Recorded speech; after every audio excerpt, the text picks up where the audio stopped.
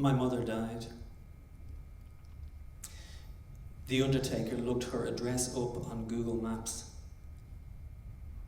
It opened in Street View. She was there, outside her house, sweeping. It was funny and ordinary and sad. I used to live there. My mother died. Molière died while performing in The Misanthrope. Tommy Cooper died while performing one of his magic tricks. Madame Delinsky died while performing the famous catching the bullet in her teeth trick. Edith Webster died while performing her death scene in the play The Drunkard. She sang, "Please don't talk about me when I'm gone," then slumped to the floor.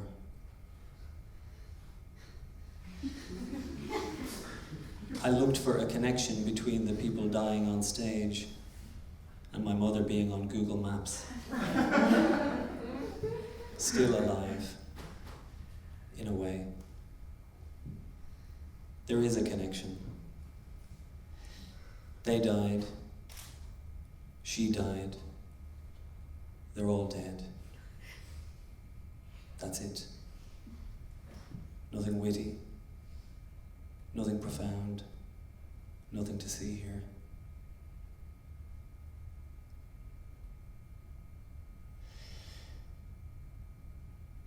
My mother died in a big airy room in a building that was not her house. She breathed in, then she breathed out, and then she didn't do that again. And then we took her to the crematorium, and then we sold her house, and then we bought some nice things with the proceeds. After her funeral lunch in the men's room, I found myself gazing into the toilet bowl. I had never really looked at my shit before. I mean, really looked at my own waste. My mother was reading the label on a pack of tablets. She was standing still. She lost her balance. She staggered backwards, then forwards. It was funny, like the back end of a panto horse. I knew then she was going to die. When I smoke cigarettes, I get a tingly sensation on the tip of my tongue. Then it turns into a blister. Then after a few days, a hardness that I feel the need to bite. I don't like the pictures they put on the box.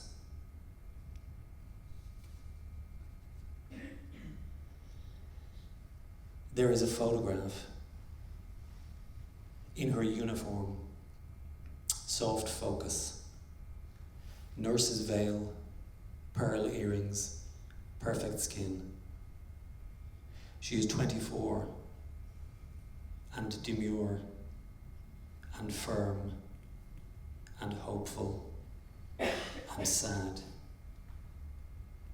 I was 8 when I saw this photograph. I was shocked. Mammy? How was she allowed to be beautiful? I felt something in my groin.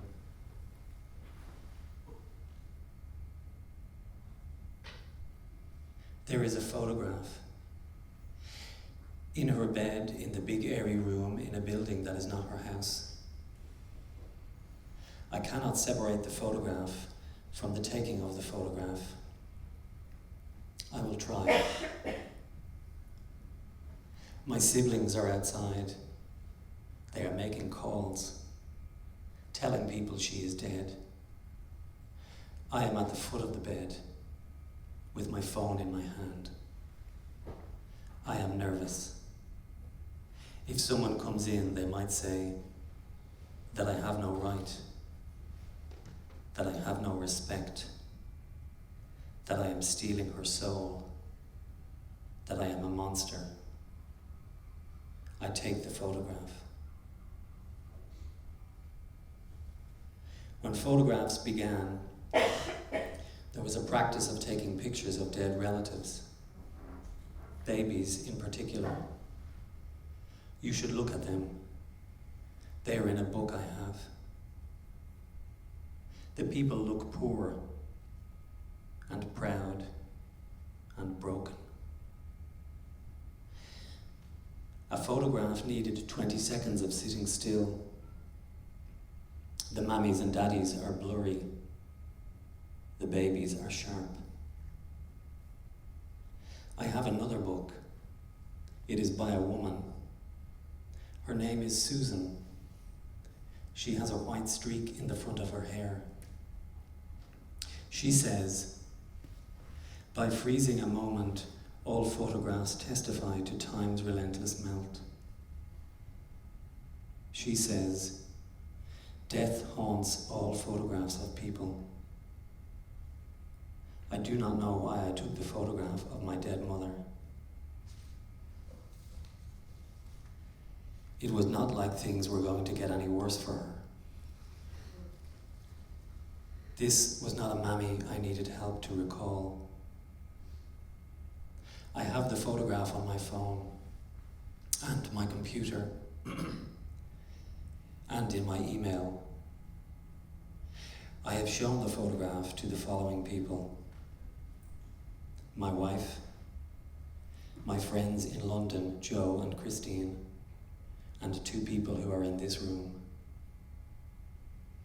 I have not shown the photograph to my siblings, that is to say, my dead mother's other children. They do not know I took the photograph.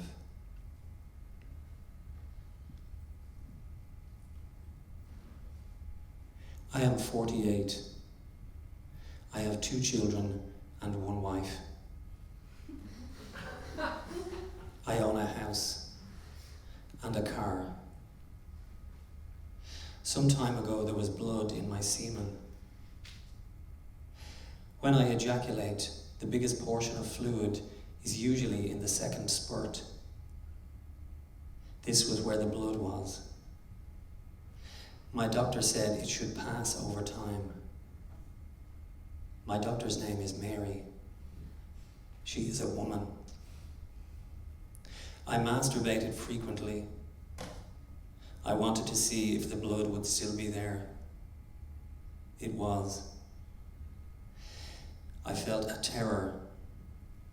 I felt excited. I felt a door was opening that I might not be able to close again. There is a photograph. She is maybe 40. She's wearing black nylon trousers and a white sweater. It looks like it buttons up at the back. She is holding a black leather handbag. She is sitting at one end of a bench. She is turning away from the other end of the bench. Maybe she is about to leave. The photograph does not show if there is someone else there. Someone she is moving away from. It was not a happy marriage. He saw the world with his head. She saw the world with her heart. She was a sad person. She was an angry person. One day my friend called to the house. He said to her, "It's a very gloomy day."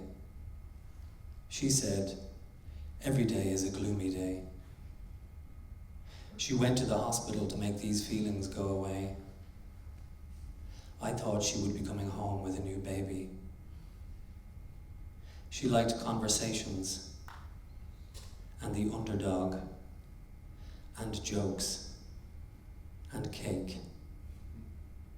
One time, she and I did not speak for 6 months. I had called her a yellow piece of shit. She wrote me a letter. It said, "I will never speak to you again." The photograph of her on the bench is in black and white. The photograph of her on the bench is out of focus. It makes me want to step into the picture and tell her everything will be okay. But this cannot happen. But this cannot happen because it is a photograph from a long time ago, and she is dead. My son is 7. Let's call him Oscar. There is a dream. It is the same every time. In it there is a boy. He is the same age as Oscar. He and I are walking. It is the countryside. The road has been cut through the rock. It is daytime. There is a lorry. It is big. One of the ones that brings things to supermarkets. One of the ones that fills the petrol station with petrol. The lorry hits Oscar. It squashes him against the side of the mountain. It leaves a red smear, like raspberry coulis. I was not holding his hand. I had the dream again last week. This time I go to the police station to say it was my fault. I cannot speak. The air will not come out of me. I am in a car. It is red. I am with my mother.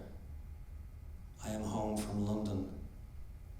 My father has died. I am going to meet my friend. I say, "Thanks for the lift, Ma. See you later." I kiss her cheek. I look at her, into her eyes. I say, "I love you." I am embarrassed. She is embarrassed. It is embarrassing.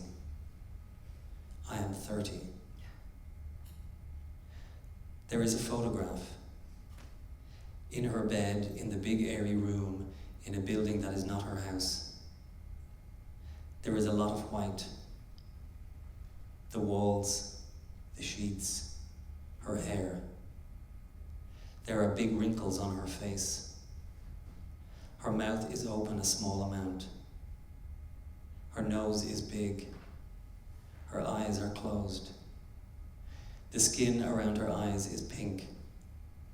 It looks like paper. Her hands look like they are from Madame Tussauds. She is wearing a green V-neck cotton pajama top. It is pulled to the side, showing her left collarbone. There is a hospital tag around her right wrist. Her name and address are legible.